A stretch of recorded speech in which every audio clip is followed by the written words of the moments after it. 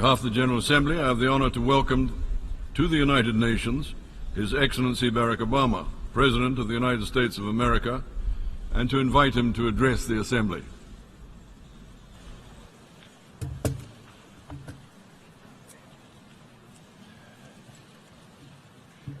Mr. President, Mr. Secretary General, fellow delegates, ladies and gentlemen, as I address this hall as President for the final time, let me recount the progress that we've made these last 8 years. From the depths of the greatest financial crisis of our time, we coordinated our response to avoid further catastrophe and return the global economy to growth. We've taken away terrorist safe havens, strengthened the non-proliferation regime, resolved the Iranian nuclear issue through diplomacy. We opened relations with Cuba, helped Colombia end Latin America's longest war. And we welcome a democratically elected leader of Myanmar to this assembly. Our assistance is helping people feed themselves, care for the sick, power communities across Africa, and promote models of development rather than dependence. And we have made international institutions like the World Bank and the International Monetary Fund more representative, while establishing a framework to protect our planet from the ravages of climate change. This is important work. It has made a real difference in the lives of our people. And it could not have happened had we not worked together. And yet, around the globe, we are seeing the same forces of global integration that have made us interdependent also expose deep fault lines in the existing international order. We see it in the headlines every day. Around the world, refugees flow across borders in flight from brutal conflict. Financial disruptions continue to weigh upon our workers and entire communities. Across vast swaths of the Middle East, basic security, basic order has broken down. We see too many governments muzzling journalists and quashing dissent and censoring the flow of information. Terrorist networks use social media to prey upon the minds of our youth, endangering open societies and spurring anger against innocent immigrants and Muslims. Powerful nations contest the constraints placed on them by international law. And this is the paradox that defines our world today. A quarter century after the end of the Cold War, the world is by many measures less violent and more prosperous than ever before. And yet our societies are filled with uncertainty and unease and strife.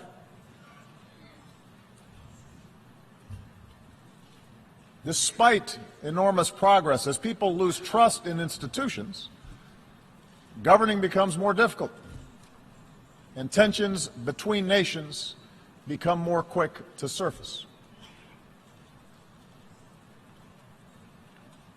And so I believe that at this moment, we all face a choice. We can choose to press forward with a better model of cooperation and integration, or we can retreat into a world sharply divided and ultimately in conflict along age-old lines of nation and tribe and race and religion. I want to suggest to you today that we must go forward and not backward. I believe that as imperfect as they are, the principles of open markets and accountable governance, of democracy, and human rights and international law that we have forged remain the firmest foundation for human progress in this century. I make this argument not based on theory or ideology, but on facts. Facts that all too often we forget in the immediacy of current events. Here's the most important fact. The integration of our global economy has made life better for billions of men, women, and children. Over the last 25 years, the number of people living in extreme poverty has been cut from nearly 40% of humanity to under 10%. That's unprecedented. And it's not an abstraction. It means children have enough to eat. Mothers don't die in childbirth. Meanwhile, cracking the genetic code promises to cure diseases that have plagued us for centuries. The Internet can deliver the entirety of human knowledge to a young girl in a remote village on a single handheld device. In medicine and in manufacturing and education and communications, we're experiencing a transformation of how human beings live on a scale that recalls the revolutions in agriculture and industry. And as a result, a person born today is more likely to be healthy, to live longer, and to have access to opportunity than at any time in human history. Moreover, the collapse of colonialism and communism has allowed more people than ever before to live with the freedom to choose their leaders. Despite the real and troubling areas where freedom appears in retreat, the fact remains that the number of democracies around the world has nearly doubled in the last 25 years. In remote corners of the world, citizens are demanding respect for the dignity of all people, no matter their gender or race or religion or disability or sexual orientation. And those who deny others dignity are subject to public reproach. An explosion of social media has given ordinary people more ways to express themselves and has raised people's expectations for those of us in power. Indeed, our international order has been so successful that we take it as a given that great powers no longer fight world wars, that the end of the Cold War lifted the shadow of nuclear Armageddon, that the battlefields of Europe have been replaced by peaceful union, that China and India remain on a path of remarkable growth.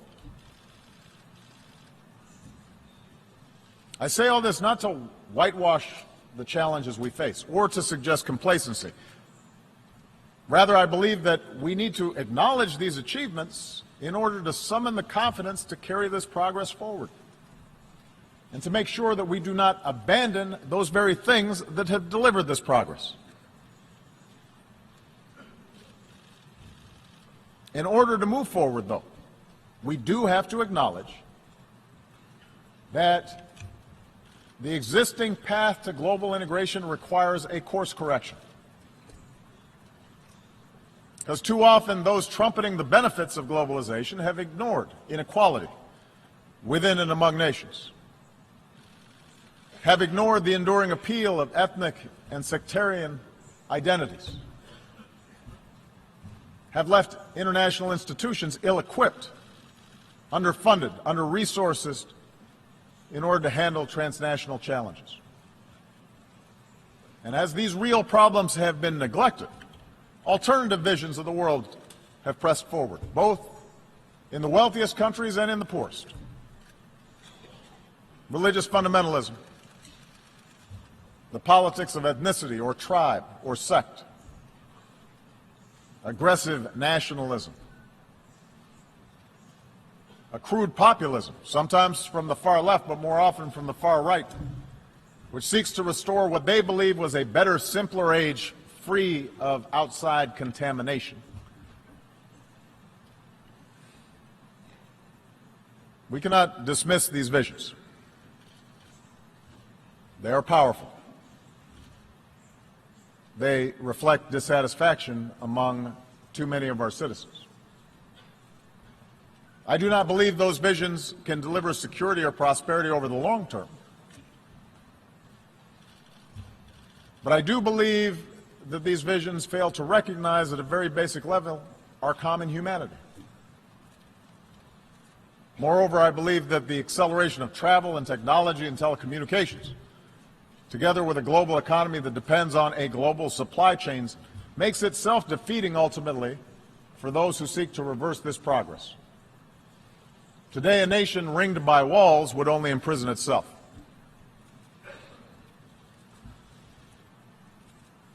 So the answer cannot be a simple rejection of global integration. Instead, we must work together to make sure the benefits of such integration are broadly shared, and that the disruptions, economic, political, and cultural, that are caused by integration are squarely addressed. Now, this is not the place for a detailed policy blueprint, but let me offer in broad strokes those areas where I believe we must do better together. It starts with making the global economy work better for all people and not just for those at the top.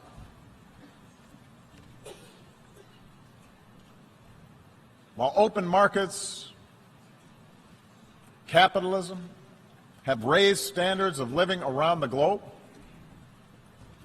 globalization combined with rapid progress in technology has also weakened the position of workers and their ability to secure a decent wage. In advanced economies like my own, unions have been undermined, and many manufacturing jobs have disappeared. Often, those who benefit most from globalization have used their political power to further undermine the position of workers. In developing countries, labor organizations have often been suppressed, and the growth of the middle class has been held back by corruption and underinvestment. Mercantilist policies pursued by governments with export-driven models threaten to undermine the consensus that underpins global trade. And meanwhile, global capital is too often unaccountable. Nearly $8 trillion stashed away in tax havens. A shadow banking system that grows beyond the reach of effective oversight. A world in which 1% of humanity controls as much wealth as the other 99% will never be stable.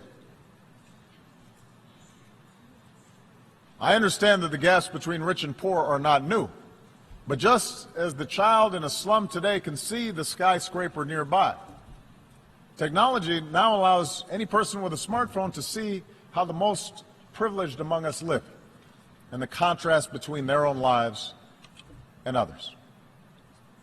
Expectations rise then, faster than governments can deliver, and a pervasive sense of injustice undermines people's faith in the system. So how do we fix this imbalance? We cannot unwind integration any more than we can stuff technology back into a box, nor can we look to failed models of the past. If we start resorting to trade wars, market-distorting subsidies, beggar-thy-neighbor policies, an over-reliance on natural resources instead of innovation, these approaches will make us poor collectively, and they are more likely to lead to conflict. And the stark contrast between, say, the success of the Republic of Korea and the wasteland of North Korea shows that central planned control of the economy is a dead end. But I do believe there's another path, one that fuels growth and innovation and offers the clearest route to individual opportunity and national success. It does not require succumbing to a soulless capitalism that benefits only the few, but rather recognizes that economies are more successful when we close the gap between rich and poor, and growth is broadly based. And that means respecting the rights of workers so they can organize into independent unions and earn a living wage. It means investing in our people, their skills, their education, their capacity to take an idea and turn it into a business. It means strengthening the safety net that protects our people from hardship and allows them to take more risks, to look for a new job or start a new venture. These are the policies that I've pursued here in the United States, and with clear results. American businesses have created now 15 million new jobs. After the recession, the top 1% of Americans were capturing more than 90% of income growth, but today that's down to about half. Last year, poverty in this country fell at the fastest rate in nearly 50 years. And with further investment in infrastructure and early childhood education and basic research, I'm confident that such progress will continue. So just as I've pursued these measures here at home, so has the United States worked with many nations to curb the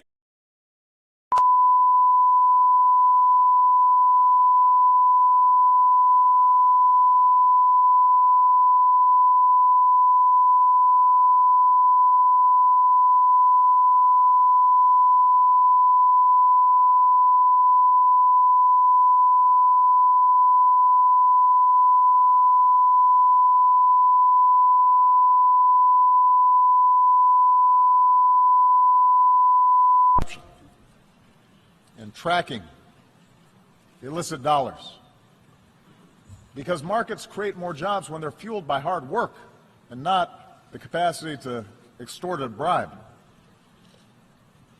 That's why we've worked to reach trade agreements that raise labor standards and raise environmental standards, as we've done with the Trans-Pacific Partnership, so that the benefits are more broadly shared. And just as we benefit by combating inequality within our countries, I believe advanced economies still need to do more to close the gap between rich and poor nations around the globe. This is difficult politically. It's difficult to spend on foreign assistance. But I do not believe this is charity. For the small fraction of what we spent at war in Iraq, we could support institutions so that fragile states don't collapse in the first place, and invest in emerging economies that become markets for our goods. It's not just the right thing to do, it's the smart thing to do. And that's why we need to follow through on our efforts to combat climate change.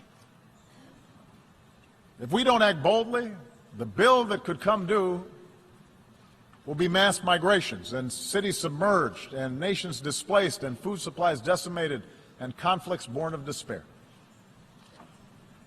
The Paris Agreement gives us a framework to act, but only if we scale up our ambition, and there must be a sense of urgency about bringing the agreement into force and helping poorer countries leapfrog destructive forms of energy. So for the wealthiest countries, a green climate fund should only be the beginning. We need to invest in research and provide market incentives to develop new technologies and then make these technologies accessible and affordable for poorer countries. And only then can we continue lifting all people up from poverty without condemning our children to a planet beyond their capacity to repair. So, we need new models for the global marketplace. Models that are inclusive and sustainable. And in the same way, we need models of governance that are inclusive and accountable to ordinary people. I recognize not every country in this hall is going to follow the same model of governance. I do not think that America can or should impose our system of government on other countries. But there appears to be a growing contest between authoritarianism and liberalism right now. And I want everybody to understand, I am not neutral in that contest. I believe in a liberal political order.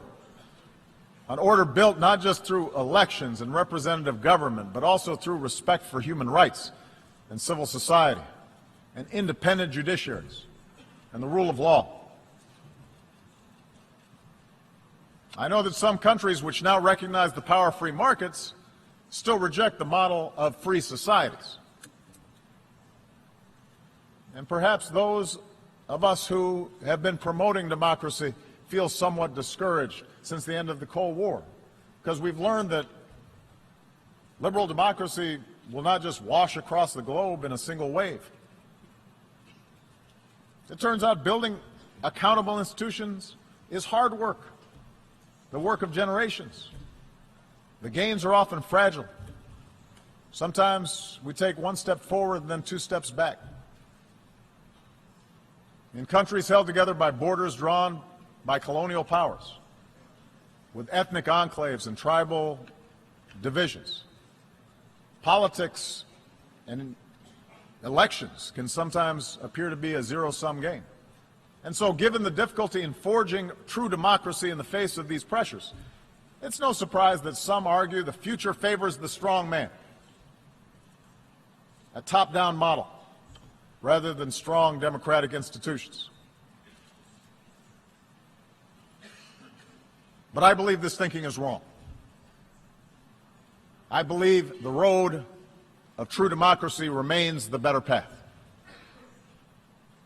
I believe that in the 21st century, economies can only grow to a certain point until they need to open up, because entrepreneurs need to access information in order to invent. Young people need a global education in order to thrive. Independent media needs to check the abuses of power. Without this evolution, ultimately expectations of people will not be met. Suppression and stagnation will set in. And history shows that strong men are then left with two paths: permanent crackdown, which sparks strife at home, or scapegoating enemies abroad, which can lead to war. Now, I will admit, my belief that governments serve the individual and not the other way around is shaped by America's story. Our nation began with a promise of freedom that applied only to the few, but because of our democratic Constitution, because of our Bill of Rights, because of our ideals, ordinary people were able to organize and march and protest, and ultimately those ideals won out. Open doors for women and minorities and workers in ways that made our economy more productive and turned our diversity into a strength. That gave innovators the chance to transform every area of human endeavor. That made it possible for someone like me to be elected President of the United States. So yes, my views are shaped by the specific experiences of America, but I do not think this story is unique to America. Look at the transformation that's taken place in countries as different as Japan and Chile, Indonesia, Botswana. The countries that have succeeded are ones in which people feel they have a stake. In Europe, the progress of those countries in the former Soviet bloc that embraced democracy stand in clear contrast to those that did not. After all, the people of Ukraine did not take to the streets because of some plot imposed from abroad. They took to the streets because their leadership was for sale, and they had no recourse. They demanded change because they saw life get better for people in the Baltics and in Poland, societies that were more liberal and democratic and open than their own.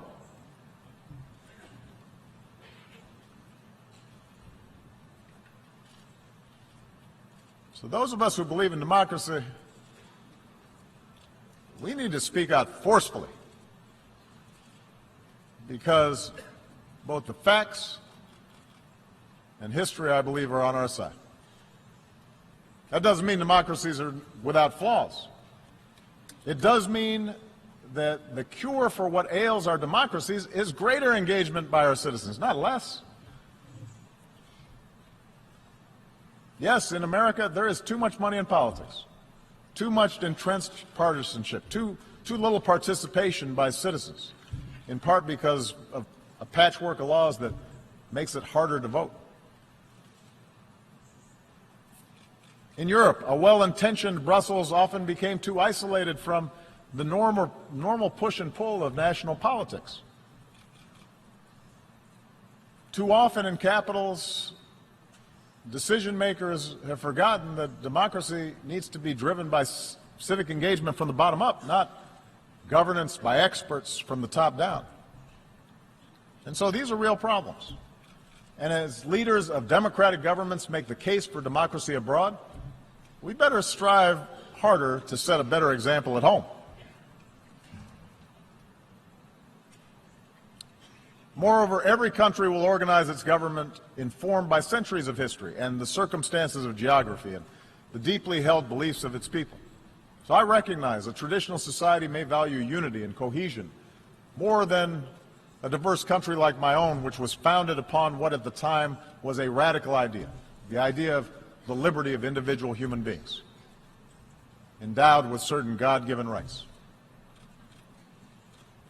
But that does not mean that ordinary people in Asia or Africa or the Middle East somehow prefer arbitrary rule that denies them a voice in the decisions that can shape their lives. I believe that spirit is universal. And if any of you doubt the universality of that desire, listen to the voices of young people everywhere who call out for freedom and dignity and the opportunity to control their own lives.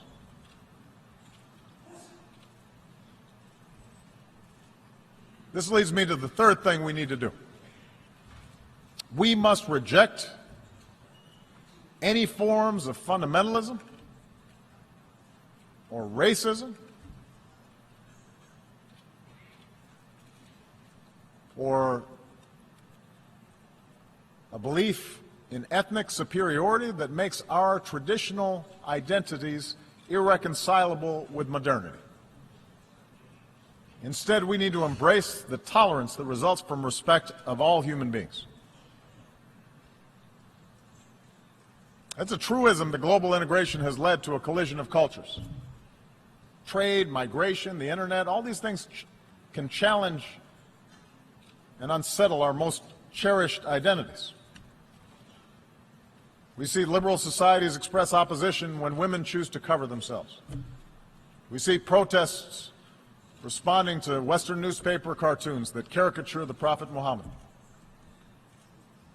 In a world that left the age of empire behind, we see Russia attempting to recover lost glory through force. Asian powers debate competing claims of history. And in Europe and the United States, you see people wrestle with concerns about immigration and changing demographics and suggesting that somehow people who look different are corrupting the character of our countries. Now, there's no easy answer for resolving all these social forces, and we must respect the meaning that people draw from their own traditions, from their religion, from their ethnicity, from their sense of nationhood. But I do not believe progress is possible if our desire to preserve our identities gives way to an impulse to dehumanize or dominate another group. If our religion leads us to persecute those of another faith, if we jail or beat people who are gay, if our traditions lead us to prevent girls from going to school, if we discriminate on the basis of race or tribe or ethnicity, then the fragile bonds of civilization will fray. The world is too small. We are too packed together for us to be able to resort to those old ways of thinking. We see this mindset in too many parts of the Middle East.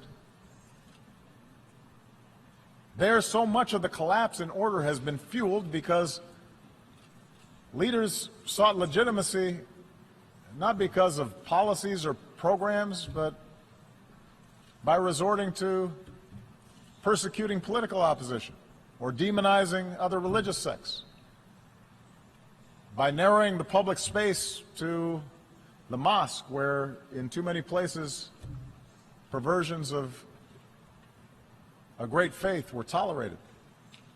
And these forces built up for years and are now at work helping to fuel both Syria's tragic civil war and the mindless medieval menace of ISIL.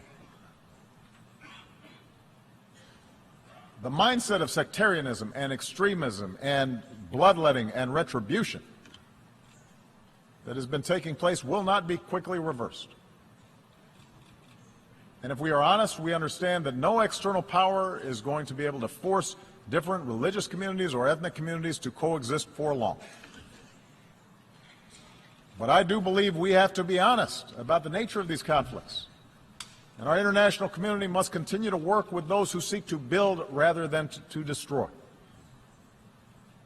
And there is a military component to that. It means being united and relentless in destroying networks like ISIL, which show no respect for human life. But it also means that in a place like Syria, where there's no ultimate military victory to be won, we're going to have to pursue the hard work of diplomacy that aims to stop the violence and deliver aid to those in need and support those who pursue a political settlement and can see those who are not like themselves as worthy of dignity and respect. Across the region's conflicts, we have to insist that all parties recognize a common humanity and that nations end proxy wars that fuel disorder. Because until basic questions are answered about how communities coexist, the embers of extremism will continue to burn, countless human beings will suffer, most of all in that region, but extremism will continue to be exported overseas. And the world is too small for us to simply be able to build a wall and prevent it from affecting our own societies. And what is true in the Middle East is true for all of us.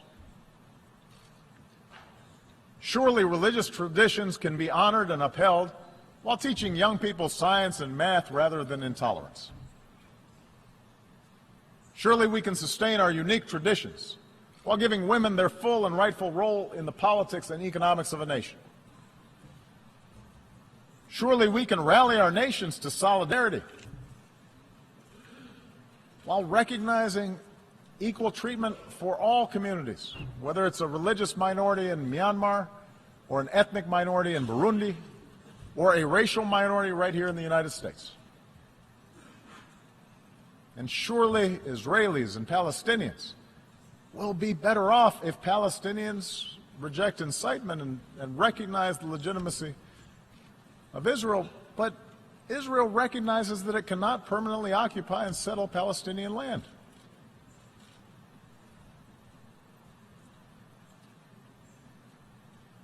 We all have to do better as leaders in tamping down rather than encouraging a notion of identity that leads us to diminish others.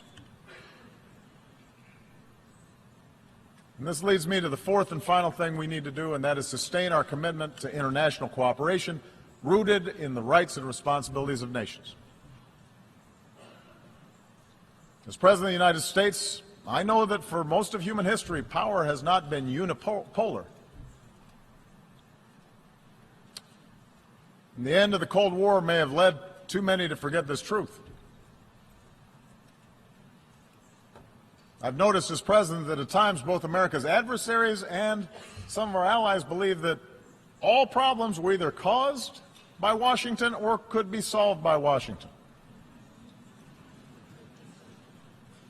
And perhaps too many in Washington believe that as well.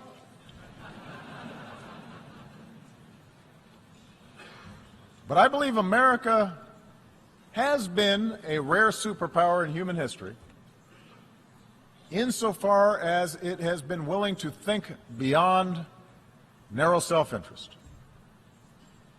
That while we've made our share of mistakes, over these last 25 years, and I've acknowledged some, we have strived, sometimes at great sacrifice, to align better our actions with our ideals.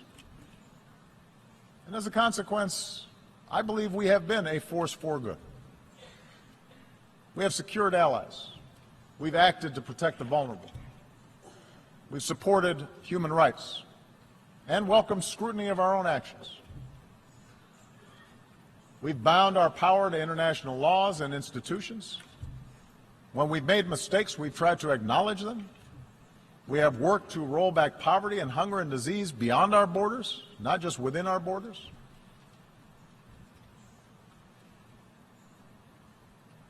I'm proud of that. But I also know that we can't do this alone. And I believe that if we're to meet the challenges of this century, we are all going to have to do more to build up international capacity. We cannot escape the prospect of nuclear war unless we all commit to stopping the spread of nuclear weapons and pursuing a world without them.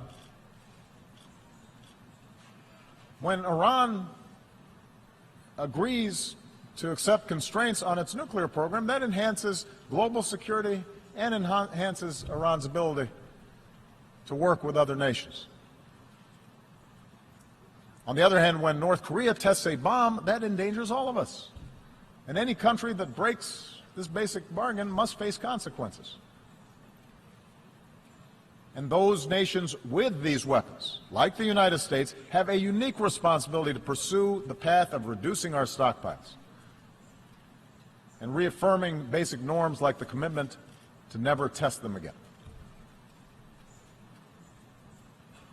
We can't combat a disease like Zika that recognizes no borders.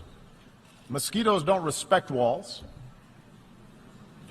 unless we make permanent the same urgency that we brought to bear against Ebola, by strengthening our own systems of public health, by investing in cures and rolling back the root causes of disease, and helping poorer countries develop a public health infrastructure.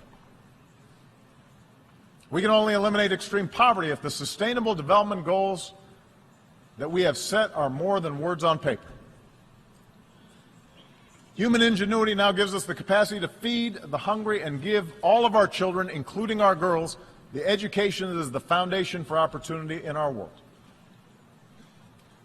But we have to put our money where our mouths are.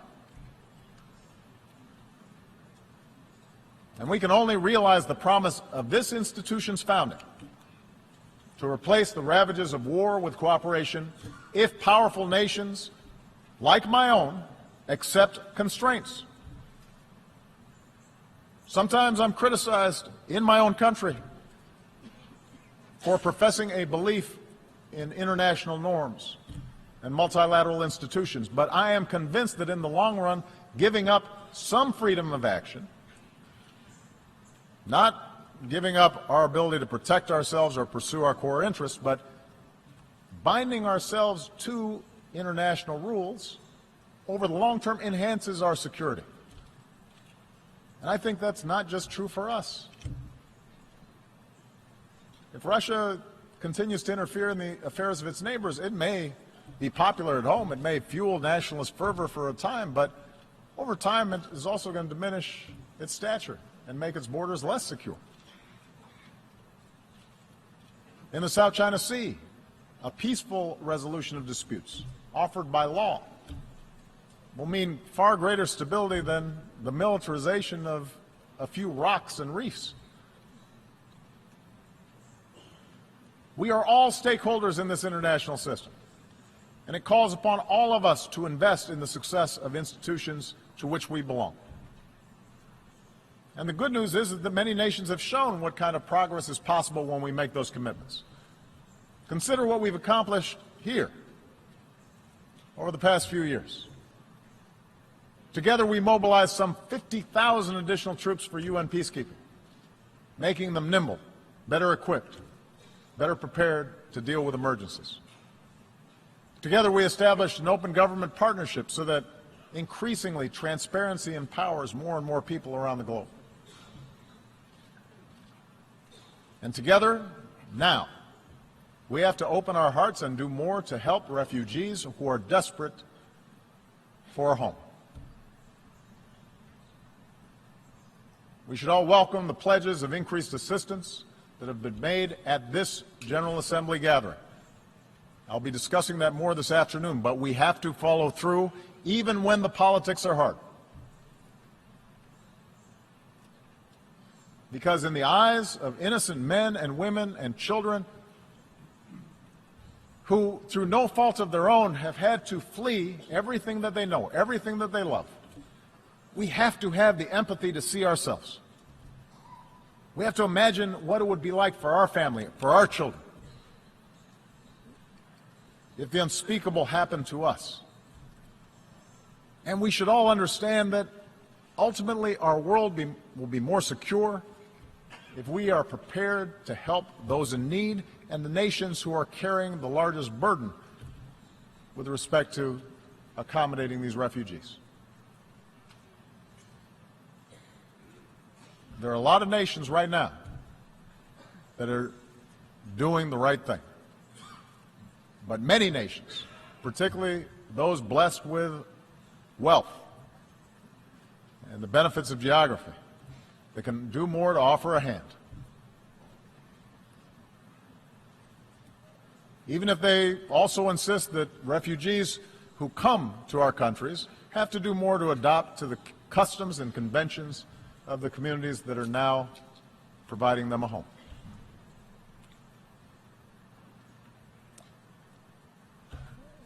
Let me conclude by saying that I recognize history tells a different story than the one that I've talked about here today.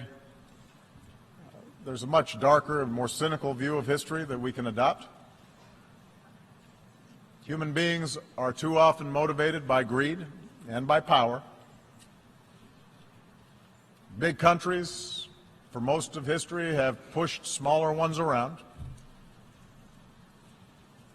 Tribes and ethnic groups and nation states have very often found it most convenient to define themselves by what they hate and not just those ideas that bind them together. Time and again, human beings have believed that they finally arrived at a period of enlightenment, only to repeat then cycles of conflict and suffering. Perhaps that's our fate. We have to remember that the choices of individual human beings led to repeated world war. But we also have to remember that the choices of individual human beings created a United Nations so that a war like that would never happen again.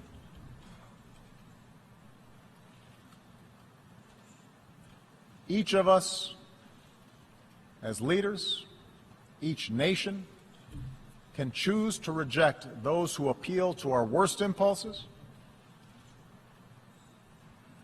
and embrace those who appeal to our best. For we have shown that we can choose a better history. Sitting in a prison cell, a young Martin Luther King Jr. wrote that human progress never rolls on the wheels of inevitability. It comes through the tireless efforts of men willing to be co-workers with God. And during the course of these 8 years, as I've traveled to many of your nations, I have seen that spirit in our young people, who are more educated and more tolerant and more inclusive and more diverse and more creative than our generation, who are more empathetic and compassionate towards their fellow human beings than previous generations. And yes, some of that comes with the idealism of youth, but it also comes with young people's access to information about other peoples and places. An understanding unique in human history, that their future is bound with the fates of other human beings on the other side of the world. I think of the thousands of healthcare workers from around the world who volunteered to fight Ebola. I remember the young entrepreneurs I met who are now starting new businesses in Cuba. The parliamentarians who used to be, just a few years ago, political prisoners in Myanmar. I think of the girls who have braved taunts or violence just to go to school in Afghanistan. And the university students who started programs online to reject the extremism of organizations like ISIL. I draw strength from the young Americans, entrepreneurs, activists, soldiers, new citizens who are remaking our nation once again, who are unconstrained by old habits and old conventions and unencumbered by what is, but are instead ready to seize what ought to be.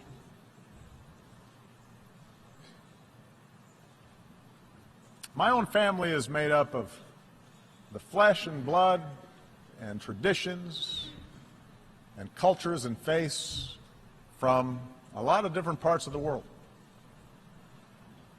Just as America has been built by immigrants from every shore.